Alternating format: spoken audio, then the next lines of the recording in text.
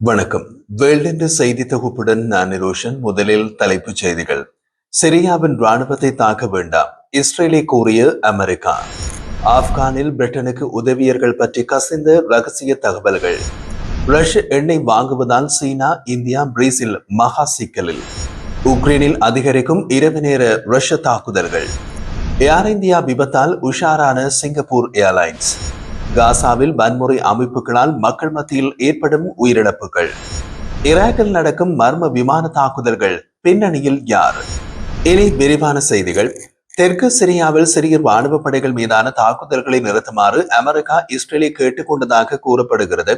செவ்வாய்க்கிழமை இரவு தாக்குதல்களை நிறுத்த இஸ்ரேல் ஒப்புக்கொண்டதாக அமெரிக்க அதிகாரி ஒருவர் ஆக்சியோஸ் செய்தி தளத்திடம் தெரிவித்துள்ளார். இருப்பினும் புதன்கிழமை இஸ்ரேலிய பாதுகாப்பு படை சிரிய ராணுவத்தின் மீது தாக்குதல்களை தொடர்ந்தது. தெற்கு சிரியாவுக்கு துருப்புக்களை அனுப்புவதற்கு முன்பு சிரியா இஸ்ரேலுக்கு எச்சரிக்கை விடுத்த போதிலும் இஸ்ரேலிய பாதுகாப்பு படை சிரிய ராணுவ படைகளை தாக்கி வருகிறது. அமெரிக்க அதிகாரி ஒருவர் கூறிய போது அமெரிக்க நடவடிக்கை இஸ்ரேலுக்கு எதிரானது அல்ல, மாறாக சிரியாவில் ட்ரூஸ் துருப்புகள் மற்றும் பெனோயின் இயக்கத்தினர்களுக்கு இடையிலான மோதல்களை முறியடிக்க வேண்டும் என்ற நோக்கில் செய்யப்படுகிறது என்று கூறினார். இந்த விஷயத்தில் இஸ்ரேல் அமெரிக்காவின் கோரிக்கையை ஏற்றுக்கொள்வதாக இல்லை.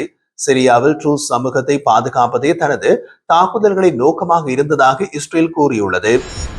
ஆப்கானிஸ்தானில் அமெரிக்கா தலைமையிலான சர்வதேச படைகளுக்கு உதவியர்களுக்கான தகவல்கள் கசிந்த விஷயம் மற்றும் ஆபத்தான சூழலில் இருந்து ஆப்கான் பொதுமக்களுக்கு பிரிட்டன் ரகசியமாக வழங்கிய புகலிட ஒதுக்கீடு பற்றிய தகவல்கள் வெளிவந்து பிரிட்டிஷ் அரசியலில் பெரும் சர்ச்சையினை ஏற்படுத்தியுள்ளது. பிபிசி வெளியிட்ட செய்தியின்படி ஆப்கானிஸ்தானில் பன்னாட்டு படையினர் காலத்தில் அவர்களுக்கு உதவிய ஆப்கான் பொதுமக்களின் விவரங்களை ஒரு பிரிட்டிஷ் அதிகாரி தவறுதலாக வெளியிட்டுள்ளார். இதனால் அவர்களின் உயிருக்கு நேரடி அபாயம் ஏற்பட்டு ஆயிரக்கணக்கான ஆப்கானியர்கள் ரகசியமான திட்டத்தின் கீழ் பிரிட்டனுக்கு அழைத்து செல்லப்பட்டுள்ளனர். கடந்த 2021ஆம் ஆண்டு தாலிபான் ஆட்சி கைப்பற்றியதை அடுத்து பிரிட்டனில் குடியேற 19,000 பேர் விண்ணப்பித்தனர். இவர்களில் சிலரின் விவரங்கள் 2023ஆம் ஆண்டு ஆகஸ்டின் முகநூலில் கசிய இந்த விவகாரம் முன்பு நடந்த பிரிட்டிஷ் அரசாங்கத்தின் கவனத்திற்கு வந்தது. இதனை அடுத்து 9 மாதங்களுக்கு பின்னர் அந்த விவரங்களில் இருந்தவர்களை மீட்க ஒரு ரகசிய நடவடிக்கை மேற்கொள்ளப்பட்டது. அதன் அடிப்படையில் இதுவரை சுமார் 4,500 ஆப்கான் பொதுமக்கள் இந்த ரகசிய திட்டத்தின் கீழ் பிரிட்டனுக்கு அழைத்து வரப்பட்டதாக தெரிவிக்கப்பட்டுள்ளது. இந்த நடவடிக்கை மக்களிடம் தெரியாமல் இருக்க நீதிமன்ற அனுமதி பெற்று அரசாங்கம் நடவடிக்கை எடுத்திருந்தது. ஆனால் அந்த அனுமதியை மேல் நீதிமன்றம் ரத்து செய்ததை அடுத்து இந்த விவகாரம் பொதுவெளிக்கு வந்துள்ளதுடன் அரசியல் சர்ச்சைகளும் உருவாகியுள்ளது.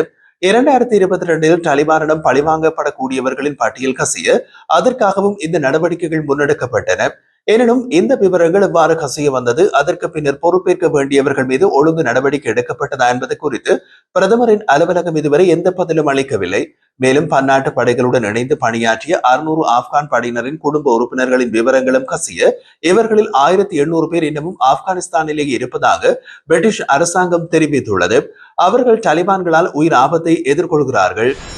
பிரேசில், சீனா மற்றும் இந்தியா ஆகிய நாடுகள் ரஷ்யாவுடன் வர்த்தக உறவுகளை தொடர்ந்தால் கடுமையான பொருளாதார தடைகளை எதிர்கொள்ள வேண்டி வரும் என நேட்டோவின் பொதுச் செயலாளர் மார்க் ரூட்டே எச்சரித்துள்ளார்.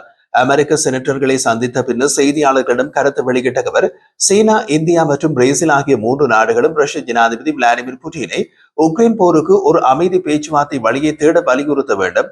ரஷ்யா பேச்சுவார்த்தையை புறக்கணிக்கின்ற போதிலும் இந்த நாடுகள் ரஷ்யாவுடன் வர்த்தகம் செய்து எண்ணெய் மற்றும் எரிவாயுவை தொடர்ச்சியாக வாங்கி வருவதை ஏற்றுக்கொள்ள முடியாது.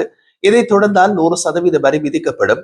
இது அந்த நாடுகளின் பொருளாதாரத்தை கடுமையாக பாதிக்கும் என்றார். இந்த நாடுகளின் தலைவர்கள் உடனடியாக புட்டினை தொடர்பு கொண்டு அமைதி பேச்சுவார்த்தைக்காக கடுமையாக வலியுறுத்த வேண்டும். இல்லையெனில் பிரேசில், இந்தியா, சீனா ஆகிய 3க்கும் கடுமையான பொருளாதார தடைகள் விதிக்கப்படும் என்று அவர் எச்சரித்தார்.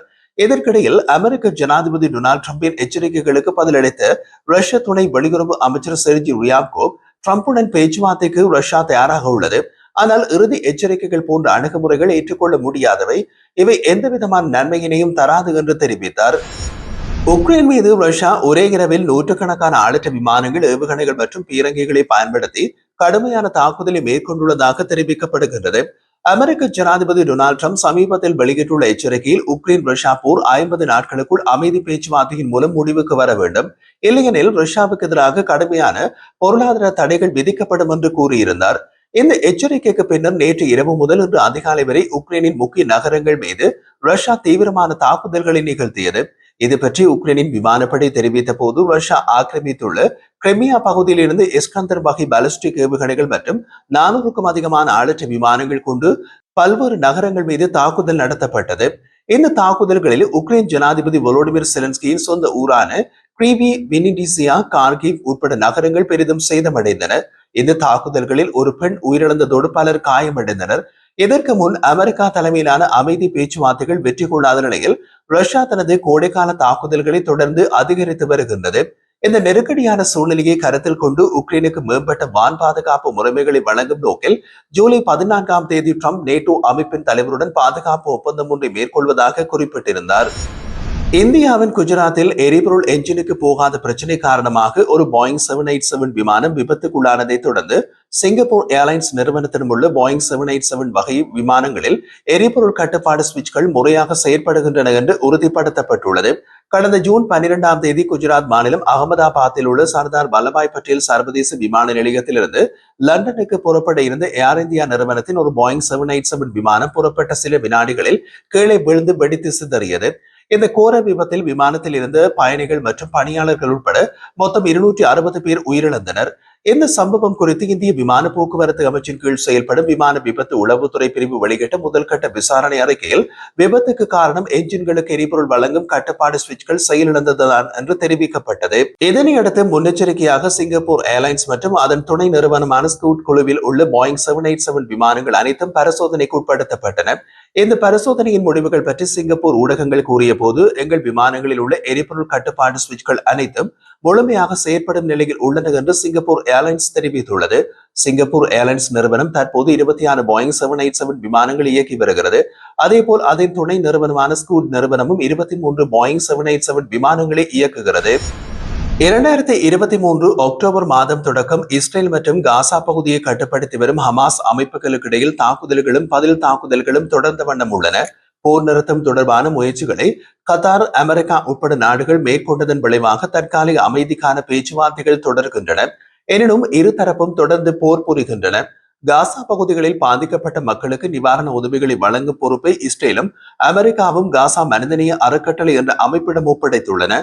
இதன் மூலம் தினமும் உணவு மற்றும் அத்தியாவசிய பொருட்கள் விநியோகிக்கப்படுகின்றது.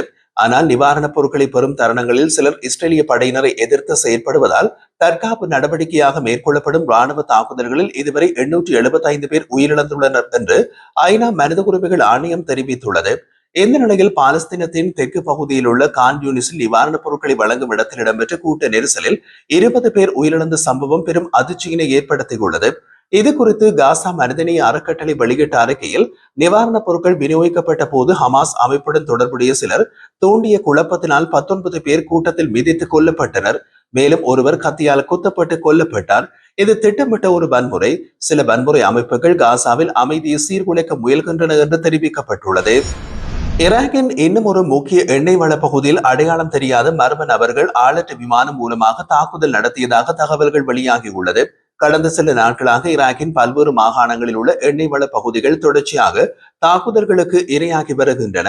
இந்த நிலையில் அரை தன்னாட்சி பெற்று உள்ள குர்திஷ் மாகாணத்தில் உள்ள எண்ணெய் வள பகுதியில் நேற்று புதன்கிழமை புதிய தாக்குதல் நடைபெற்றுள்ளது.